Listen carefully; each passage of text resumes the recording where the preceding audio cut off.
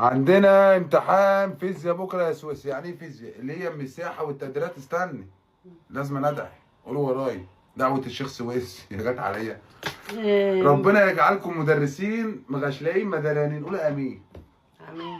ربنا يجعلكم مدرسين. لا ده لو قلت لمراته.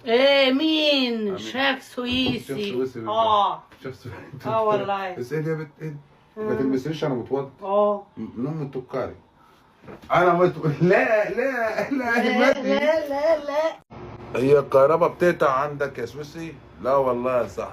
ولو قطعت بتقطع يجي 10 دقايق، بيبقى فيه حموضه كبس على كبس على بتاع محول الكهرباء، فبيفرقع بيتحرق في حاجه، فبيروح يعملوه في ثانيه. غير كده لو في سرقه، لو في عمليه سرقه كبيره، لو قطع 10 دقايق تلاقي الناس كلها في البلكونه خايفه لا يكون في سرقه، بيضربوا محول عشان الحاجه اللي يسرقوها ما تدمرش. فاهم ازاي؟ غير كده ما بيقطعش وربنا. لا.